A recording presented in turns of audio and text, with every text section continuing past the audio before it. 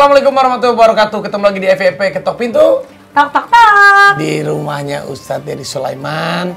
Siraman hati. Masya Allah, tabarakallah. Ini tadi kita lagi dengerin kajian dari Ustadz Dedi Sulaiman. Memilah yang usang, memilih yang terang. Masya Allah. Tadi Aida udah meluapkan keluh kesahnya. Ya, insya Allah nanti dapatkan jodoh lagi yang lebih baik. Amin. Semua akan baik-baik saja. Semua akan baik-baik aja. Mita sama Dara atau ibu-ibu boleh nanya. Boleh nanya. Ini siapa dulu mau nanya duluan nih? Mau dari Dara, Mita? Aku deh Pak Ustadz. Yes. Tadi menyambung ceritanya Aida masalah jodoh. Aku mau cerita sedikit. Aku kan dari kecil memang ditinggal bapak.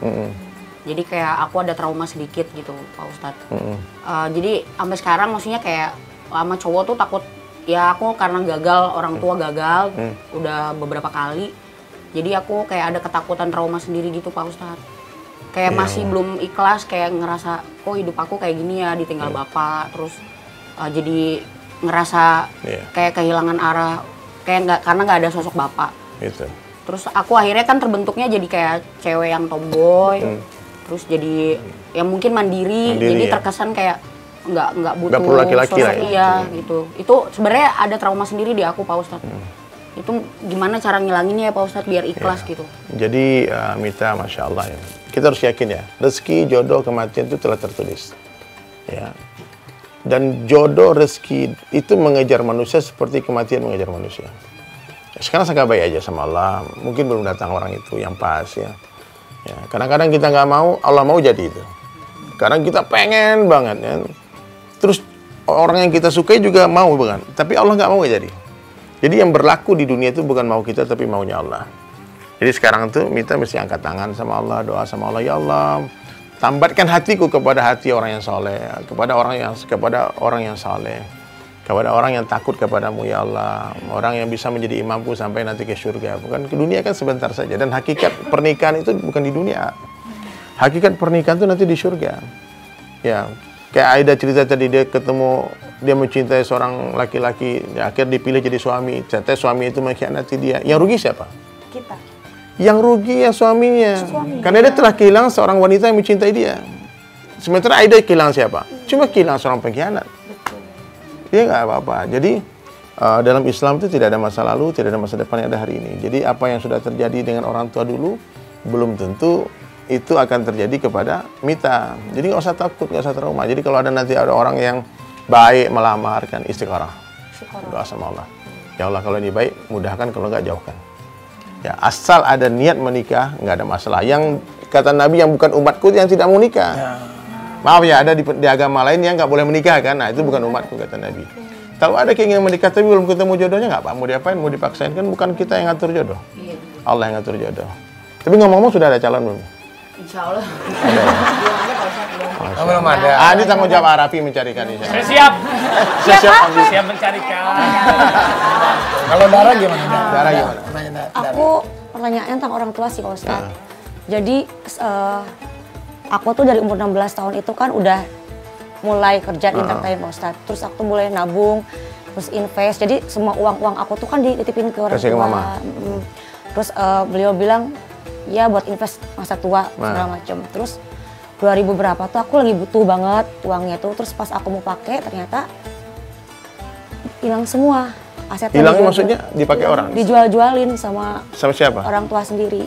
Tapi nggak bilang gitu. Oh, ibu menjual harta yang minta tabung, yang Dara tabung itu, ternyata dijual tanpa izin gitu. Iya, jadi kayak tanah, kos-kosan tuh dijual sama mama sama papa. Terus aku tuh jadi dari situ kayak ngerem gitu loh Pak Ustadz. Jadi kayak ngasih gitu. Iya, jadi aduh gimana yang aku dosa nggak? Maksudnya aku tuh selalu nangis tuh kayak aku salah nggak ya kayak gini gitu, kayak ngerem, kayak nggak jor-joran kayak dulu, jadi kayak ngerem, kayak mulai perhitungan jadi milah-milah gitu loh Pak Ustadz. Gitu memilah sih. Yang usang ya, memilih yang terang. Masya Allah. Jadi gini Dara, sama orang tua sendiri mesti ada akadnya. Dara tuh dulu nitip apa ngasih? Nitip. Jadi kalau nitip, salah berarti orang tua menjual tanpa izin, barang titipan. Mawe dulu sama almarhum ayah saya. Dia bilang, Dedi boleh pinjam papa uang 500.000. Waktu itu bilang pinjam.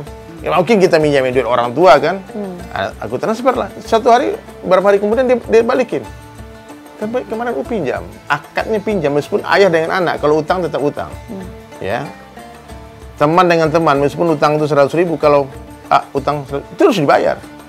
Nah, kalau kasih lain lagi. Jadi mungkin ke depannya ditegaskan, mah ini mungkin mamanya pikir itu pemberian.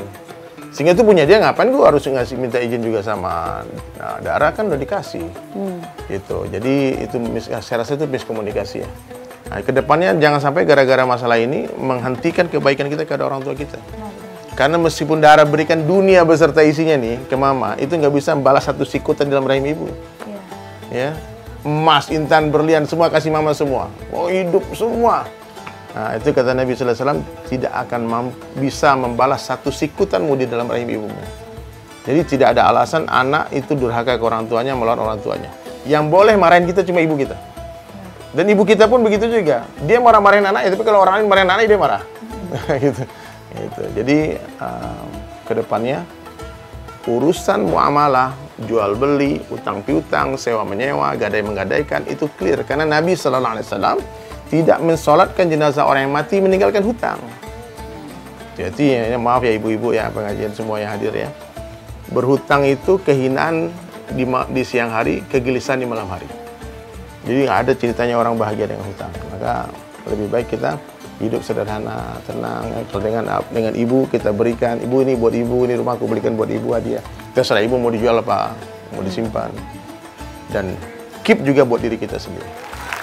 Gitu. Ya, insyaallah ya. Akad ini masalah akad. Kalau Dara itu masalah akad. Kalau Mita itu masalah nunggu waktu aja.